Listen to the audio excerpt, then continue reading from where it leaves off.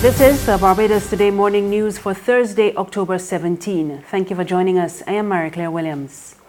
Companies are still awaiting word on whether they will be granted a discount from shipping lines following delays caused by the introduction of new customs processing software.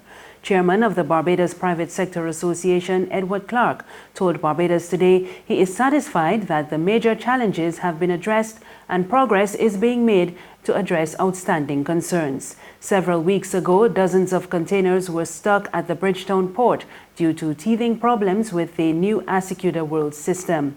So far, port authorities have waived storage fees to provide some relief to businesses. We have spoken with the Chairman of the Port Authority, who has also spoken with the head of the Shipping Association and the shippers. And something we hope will be done. They have said that they would address it for us. The port has already done what they can on the storage, additional storage that was a result of some of the delays in the system. So now it's a matter of the demurrage that needs to be addressed, but that's a matter that needs to be addressed between the shippers and the private sector. And the port authority has agreed to help us in this regard. So we welcome their intervention and any assistance that can be done to do so.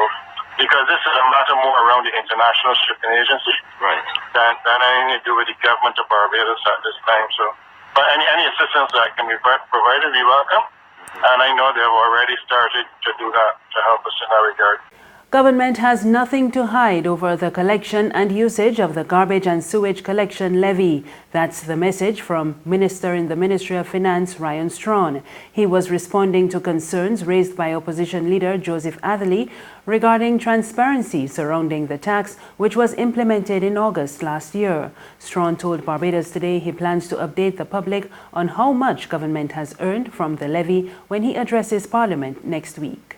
What the government through the Ministry of Finance has been doing is renegotiating a number of the previous contracts with respect to SSA, as well as a number of other state-owned enterprises, which are in part the building down at Fort Cruz was born in terms of the financing of that, as well as a number of other arrangements with respect to that. So that's really only the only support, if you want to call it support, coming from government has been the renegotiation of those contracts that were put in place before.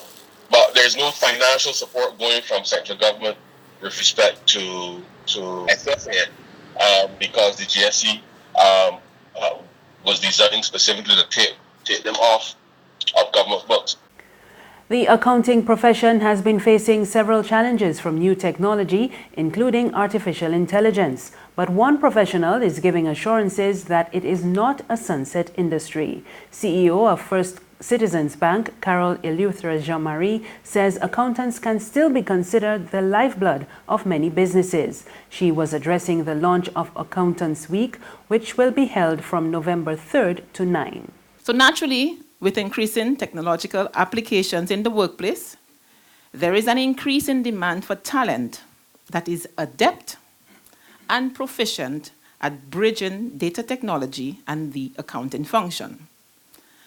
So whilst the scope and focus of the function will definitely evolve, and some may say emerge, the true and fair nature of that profession remains consistent. So bound by a global code of ethics and professional practice, accountants have a clear public interest and mandate to support transparent and accountable organizations, as well as stable capital markets that underpin economic growth. As such, the accountant's role remains pivotal and may even be considered the lifeblood of many businesses and economies. The Samuel Jackman Prescott Institute of Technology will soon introduce new courses in a bid to expand the skill set of the island's youth. Principal Ian Drakes made that disclosure in his address to the opening of an art exhibition, Art Meets Industry, featuring the work of students from the graphic design and print technology departments. We are going to be offering 3D printing very soon. We will also be offering 3D garment body scanning as well. Those are just a snapshot of some of the emerging industries as we answer the call to empower our youth, to empower our unemployed, to retool and rethink and produce the 21st century globally competitive citizens to function regionally, internationally, and locally. There's regional and international news after this short break. It's Festive Friday at the Bridgetown Night Market at Pelican Craft Center. Kick off the weekend this Friday from 4 p.m. to midnight with loads of food, drinks, and entertainment. Get ready for Crop Over with the Rhythm Roots Street Parade. Party like it's Kadooman Day on the street around Pelican Village with costume reveler, music, and more. It's Festive Friday. It's Festive Friday at the Bridgetown Night Market at Pelican Village Center from 4 p.m. to midnight. Admission free.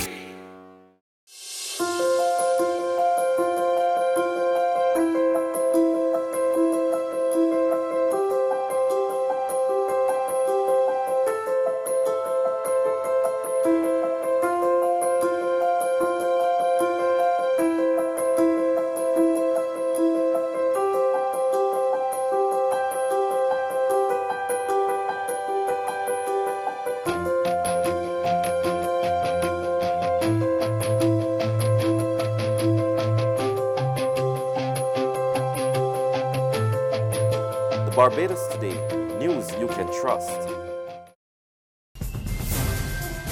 Thank you for staying with us. We're back with news from the region. Guyana's Attorney General Basil Williams has welcomed the ruling of the Chief Justice dismissing an application from the opposition to force the government to resign after losing a vote of no confidence.